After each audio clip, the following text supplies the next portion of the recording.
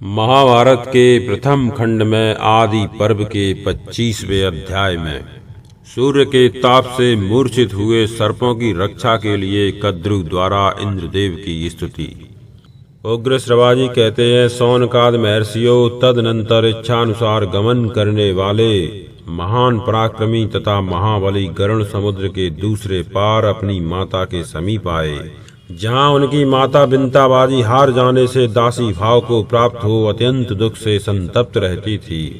एक दिन अपने पुत्र के समीप बैठी हुई विनयशील बिंता को किसी समय बुलाकर कद्रु ने यह बात कही। कल्याणी बिंते, समुद्र के भीतर निर्जन प्रदेश में एक बहुत रमणीय तथा देखने में अत्यंत मनोहर नागों का निवास स्थान है, तू वहाँ मुझे ले चल।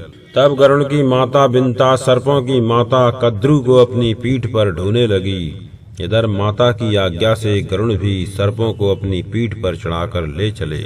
पक्षीराज गरुण आकाश में सूर्य के निकट होकर चलने लगे, अतः सर्प सूर्य की किरणों से संतप्त हो मूर्छित हो गए। अपने पुत्रों को इस दशा में देखकर कद्रु इंद्र की स्तुति करने लगी। संपूर्ण देवताओं के ईश्वर तुम्हें नमस्कार है, बल सूदन तुम्हें नमस्कार है, सहस्त्र नेत्रों वाले नमुचिनासन सचीपते तुम्हें नमस्कार है। तुम सूर्य के ताप से संतप्त हुए सर्पों को जल से नहलाकर नौका की भांति उनके रक्षक हो जाओ। हम रोक्तम, तुम ही हमारे सबसे बड़े रक्षक हो। पुरंदर, तुम अधिक से अधिक जल बरसाने की शक्ति रखते हो। तुम ही मेघ हो, तुम ही वायु हो और तुम ही आकाश में बिजली बनकर प्रकाशित होते हो। तुम ही बादलों को छिन्न भिन्न करने वाले हो और विद्वान पुरुष तुम्हें ही महामेघ कहते हैं। संसार में जिसकी कहीं तुलना नहीं है, वह भयानक वज्र तुम ही हो।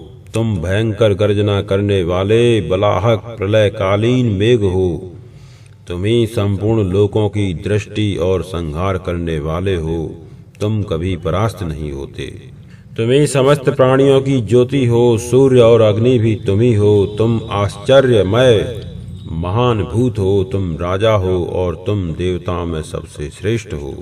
तुम ही सर्वव्यापी विष्णु, सहस्त्रलोचन इंद्र, द्युतिमान देवता और सबके परम आश्रय हो।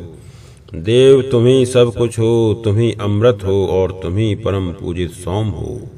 तुम मुहूर्त हो, तुम ही तिथि हो। तुम ही लव और तुम ही क्षण हो।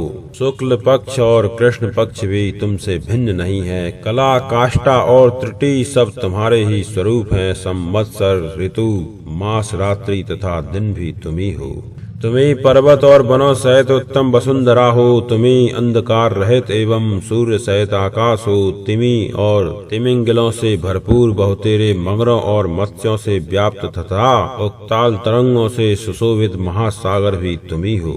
तुम महान यशस्वी हो, ऐसा समझकर मनीषी पुरुष सदा तुम्हारी पूजा करते हैं। महर्षि गण निरंतर तुम्हारा स्तवन करते हैं। तुम यजमान की अभीष्ट सिद्धि करने के लिए यज्ञ में मुदित मन से सोम रस पीते हो और बसटकार पूर्वक समर्पित किए हुए हविष्य भी ग्रहण करते हो। इस जगत में अभीष्ट फल की प्राप्ति के लिए विप्रगण तुम्हारी पूजा करते हैं। अतुलित बल के भंडार इंद्र, वेदांगों में भी तुम्हारी ही महिमा का गान किया गया है।